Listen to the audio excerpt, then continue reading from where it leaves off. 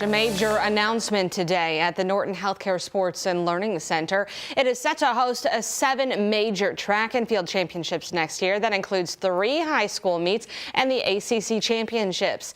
Jim Vargo, director of track and... Today I'm standing before you in this world-class facility, knowing the dreams of many track and field athletes will be realized on this track in downtown Louisville, Kentucky.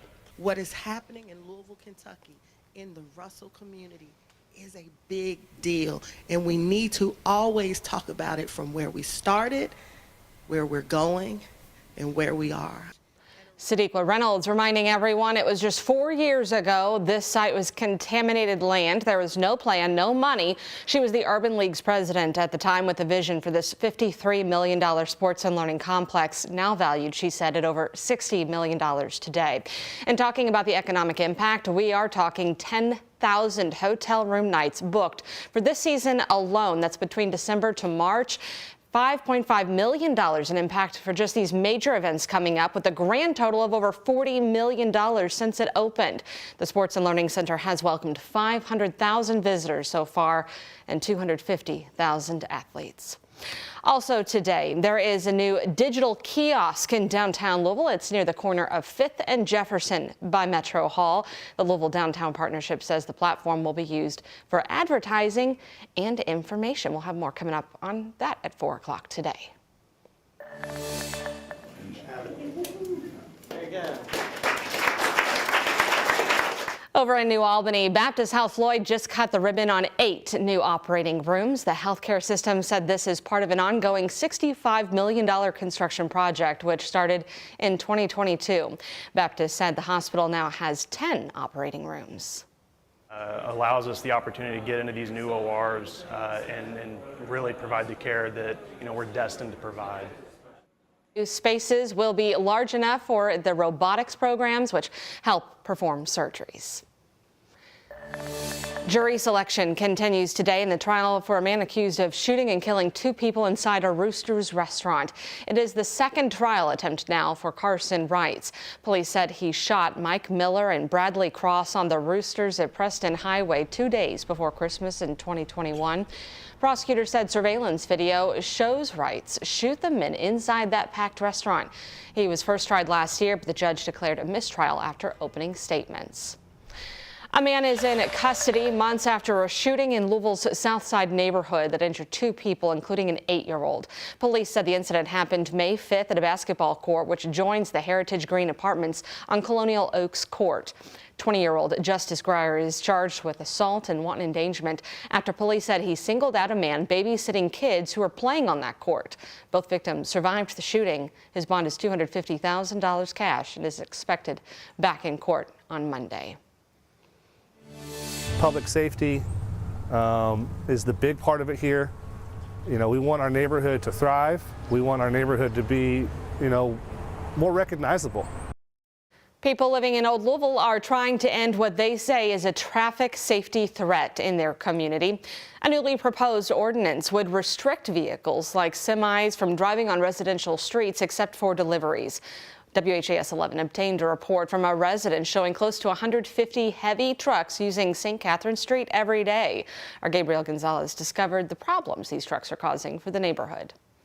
Semis overcoming streets and people experiencing constant street noise on St. Catherine, Kentucky, and St. James streets in the Limerick neighborhood. A lot of times when they come down this curve, they'll cross the line. A long-time problem that hopefully is coming to a conclusion. It's what Limerick Neighborhood Association President Derek Pedalski is trying to change. The number one problem that people wanted addressed in our survey was the heavy truck traffic on Oak Street and St. Catherine. These are pictures sent to us from a woman who lives on St. Catherine Street. She says she spent hundreds of dollars replacing damaged mirrors on her car caused by large passing trucks. The proposed ordinance would not allow trucks over 21,000 pounds on St. Catherine and Kentucky streets unless those trucks are doing deliveries. I asked the Neighborhood Association president what type of damage those trucks are doing to these residential streets. There's definitely some danger to walkability, to anybody who might have a disability, to homes' foundations. noise that comes from these trucks hitting their brakes. Derek says community well-being is more important than convenience for truck drivers. These homes aren't cheap. And the last thing you want to see is a truck that impacts your foundation by rolling around 142 times a week. In Louisville, Gabriel Gonzalez, WHAS11 on your side. Tonight is the committee hearing where the neighborhood president hopes that proposed ordinance will move forward to the council at large. He's hoping it will be passed by the end of the year. Well, a major scenic route in Indiana that takes people right to the riverfront is back open. The town of Clarksville has worked to enhance Riverside Drive since the beginning of this year. The work included rebuilding and widening the street, adding bike and walking lanes along the Ohio River Greenway, and adding new safety measures like street lights. Though the road is back open, there are some barriers still up, and local business owners believe that might deter people from traveling the road. You know, I know that I can go around those barriers, and I know that the road closed signs are off of them, but there are some people that are still deterred from that. The city says the Riverside Drive's enhancement project is on winter break. Construction is expected to pick back up in the spring, finishing the remaining elements like the final top layer of asphalt, the road striping, and additional plants. This downtown parking lot just east of Slugger Field is set to be transformed by a new $250 million investment. Mayor Craig Greenberg unveiled renderings of what's being called the future Louisville Sports Entertainment District. The entire complex will be built between Main Street and I-65, adding apartments, restaurants, and retail shops. The proposal is a joint project between sports advisory firm the Machete Group and the Louisville Bats owner Diamond Baseball Holdings. The group says the complex is part of its vision for the future of this ballpark. We set out to elevate minor league baseball across the country. From the fan experience to the player experience, that was our core vision, but it was to also create centers of energy around the ballparks that we operate in. Mayor Greenberg said the project is still in its early stages, so specific details are not finalized. Tomorrow, though, the proposal will be presented to the Waterfront Development Board. Today is your last chance to help honor our nation's veterans of past. This holiday season, Wreaths Across America is looking to perform the honor by putting a wreath on as many veteran headstones as possible. You can sponsor one for $17 online, and we have several local national cemeteries, including Zachary Taylor, Cave Hill, and down in Marion County, where high schoolers are hoping to place wreaths at the Lebanon National Cemetery. The organization is also asking for volunteers to help unload trucks and lay wreaths next week. You can read more about it on its website.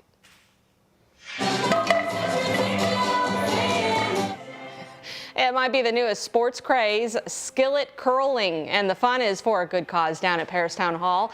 Bar staff at 16 places around Kentucky and southern Indiana faced off last night on the ice, curling with cast iron skillets for the top prize, the Golden Skillet. It's all to raise money for Apron Inc., a local nonprofit that helps support businesses in crisis. The Alcove Bar in Jeffersonville launched the competition last year, and it grew this year to include Louisville bars. Plus, we're raising money for Apron, and Apron, it's really a perfect benefit factor for this tournament. So 100% of the participation fees, a silent auction. Tito's is out here donating $1 per Tito's vodka drink sold tonight to Apron. So they're going to make some money, and it's really the industry helping its own right here. We are told it was a tough battle, but Haux and Schnitzelberg won the Golden Skillet. They'll get the skillet to be hung in their bar until next year. The Louisville men's basketball team will take on Ole Miss tonight at the KFC Yum Center, and they'll do it one player short. Star forward Kason Pryor is now out for the rest of the season due to an injury. Tonight's tip-off, 9 o'clock. And also tonight, UK Wildcats will take the Clemson Tigers in their first true road test of the season. The Tigers are hosting the Cats at the Little John Coliseum in South Carolina. They will hit the court tonight at 9:30.